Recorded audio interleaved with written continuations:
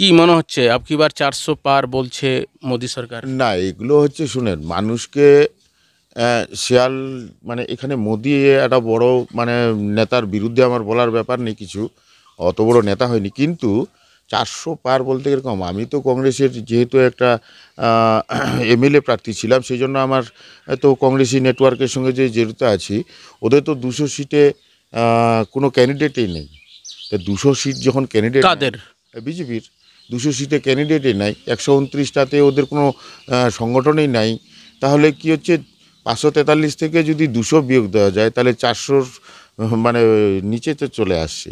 সুতরাং আপকি বার 400 বার এই যে একটা বুজরুকি, এইবার হচ্ছে আমাদের যে রাহুল গান্ধী যে বলছে সেটা আমরা 15-20 দিন আগে থেকেই জানি যে এবার হচ্ছে বিজেপি 200-র নিচে চলে আসবে, এবং কংগ্রেসের পক্ষ থেকে আমাদের কংগ্রেস নেতৃত্বের, জাতীয় নেতৃত্বের ওটাই টার্গেট যে এইবার সমস্ত ছোট ছোট দলগুলোকে জোট করে সবাইকে মোটামুটি একটা স্পেস দিয়ে কংগ্রেস আমরা কতটা পেলাম। ঠিক ভোটের সময় পেয়ে গেলাম কংগ্রেসের নেতা প্রভাস সরকারকে।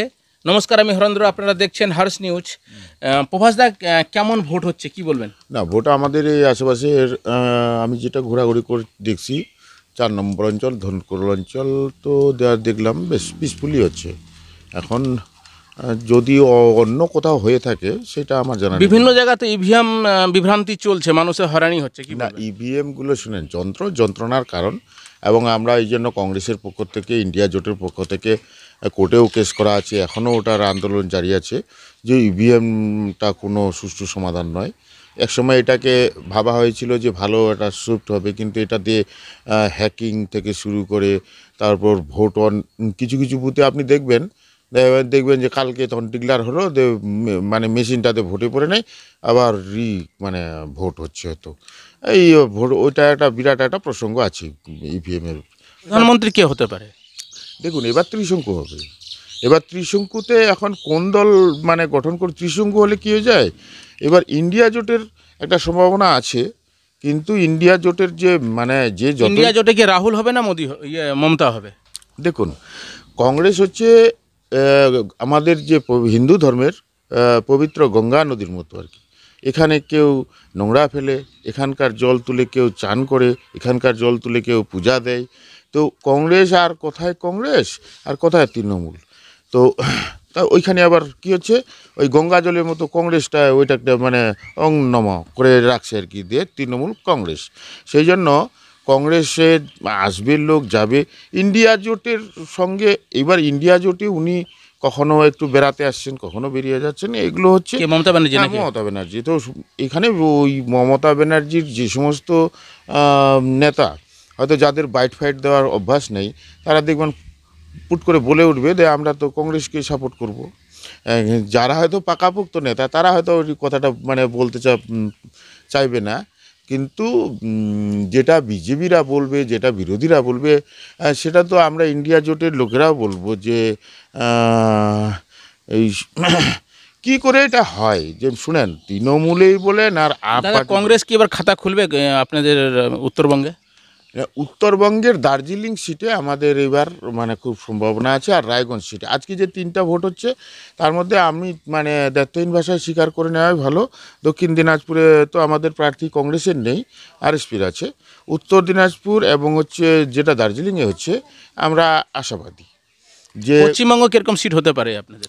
পশ্চিমবঙ্গে আমাদের সর্বাধিক 6টা হতে পারে, বেশি বক বক করে লাভ নেই, 6টা হতে পারে। দক্ষিণ ভারতের হাওয়া কিরকম রয়েছে? হ্যাঁ, দক্ষিণ ভারতের যে হাওয়াটা আছে সেটা ইন্ডিয়া জোট মানে কংগ্রেস এবং ইন্ডিয়া জোট, ওখানেই বিজেপি মানে অনেকটাই মানে ব্যাকফুটে চলে যাবে দক্ষিণ ভারতে। এবার উত্তরপ্রদেশে কেমন হতে পারে? না, উত্তরপ্রদেশে শুনুন, উত্তরপ্রদেশে যে দেখুন, যখন না মানুষের যৌবন যখন ঠিক থাকে, এগুলো মানে আমাদের সামাজিক গল্প, তখন বয়ফ্রেন্ড গার্লফ্রেন্ড অনেক হয়, সেই যৌবনের সময় মানে টা কেটে গেছে, কিন্তু উত্তরপ্রদেশে আপনি বিজেপির রেজাল্ট মানে বেরোক তারপরে দেখবেন।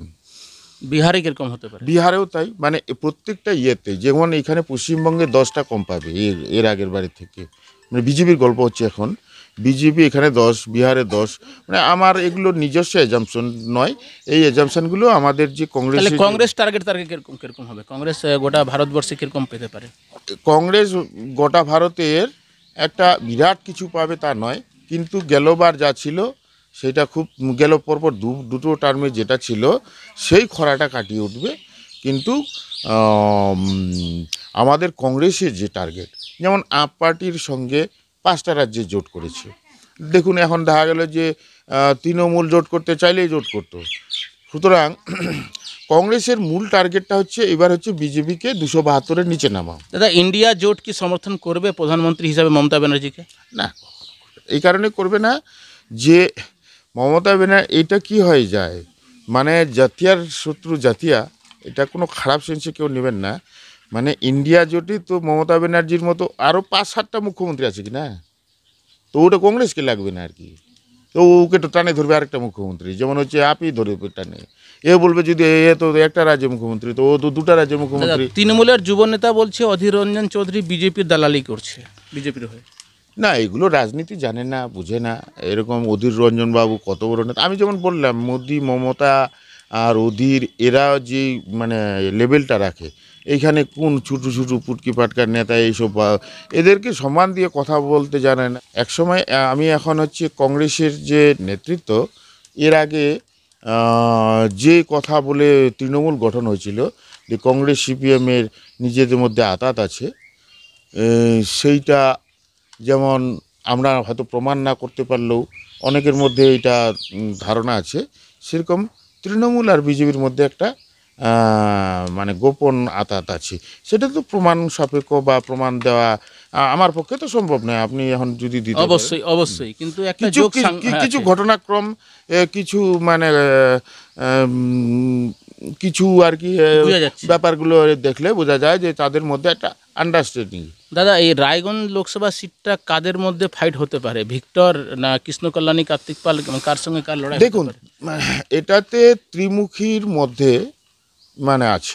এখানে আমাদের ভরসাটা হচ্ছে আমরা এই সাব ডিভিশনে আমাদের 2টা সাব ডিভিশন মিলে আমাদের হচ্ছে, তা এই সাব ডিভিশনে শুধু মানে ইটারটা বাদ গেছে, এই সাব ডিভিশনে আমরা একটু হয়তো পিছিয়ে থাকবেন। পিছিয়ে থাকবো, ওই সাব ডিভিশনে আমরা এগিয়ে থাকবো। এবং উনি প্রার্থী আমাদের নিজেরই আমাকে ডিরেক্টলি বলছে, আমার সঙ্গে প্রার্থী ভিক্টর দ্বারা আমার ব্যক্তিগত সম্পর্ক আছে, সেই হিসাবে আমরা খুব আশাবাদী।